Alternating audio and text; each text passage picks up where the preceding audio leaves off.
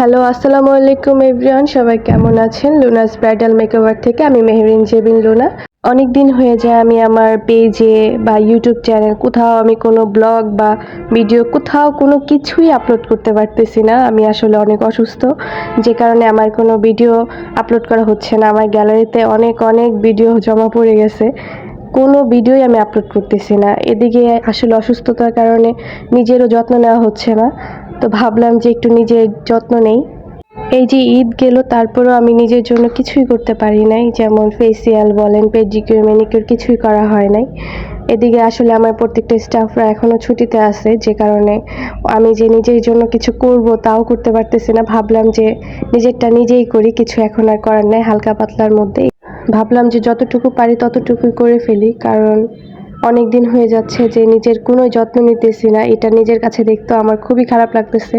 আমি নিজেকে গুছাতে অনেক বেশি পছন্দ করি, নিজেকে সাজাতে অনেক বেশি পছন্দ করি। এটা আসলে আমার ছোটোবেলা থেকে একটা অভ্যাস বললেই হয়। মেডিসিনটা আমি খুব ভালো করে মিক্স করে নিলাম। আসলে এটাকে পেডিকিউর ম্যানিকিউর বলবো না কি বলবো আমি বুঝতেছি না। আমার মন ইচ্ছা মতো আমি ভাবলাম যে একটা মেডিসিন আমি তৈরি করি, যেটা আমার স্কিনের জন্য কোনো ক্ষতি হবে না, ভালো হবে আমার স্কিনের জন্য। এখানে আমি একটু গোলাপের পাপড়ি দিয়ে দিলাম। আরও অনেক রকমের প্রোডাক্ট দিয়েছি এখানে, যেটা আমার দেখানো হয় নাই। অফ ক্যামেরায় আমি সব দিয়ে নিয়েছি। মেয়েদের জন্য বেসিক্যালি পেডিকিউর ম্যানিকিউর অনেক বেশি ইম্পর্ট্যান্ট। কারণ আমার ক্ষেত্রে আমি বলি, সেটা হচ্ছে আমি সবসময় না প্রত্যেকটা মানুষের হাত পা খেয়াল করি তার ফেসটা দেখার আগে। এটা আমার বদ অভ্যাস বলবো না কি বলবো আমি জানি না।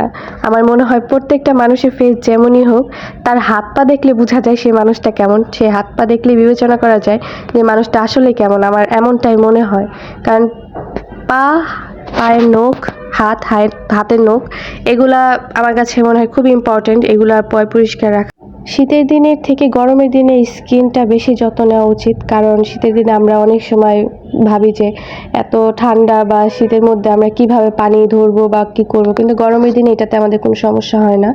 এই তো আমি আমার পায়ে অনেকক্ষণ পাটা ভিজিয়ে রেখে আমি মাসাজ দিই নাই, কারণ আমার প্রচুর ঠান্ডা। আমি পানিতে বেশিক্ষণও পাটা ভিজিয়ে রাখি নাই। আমার উচিত ছিল আরও বেশিক্ষণ ভিজিয়ে রাখা, বাট আমি রাখি নাই।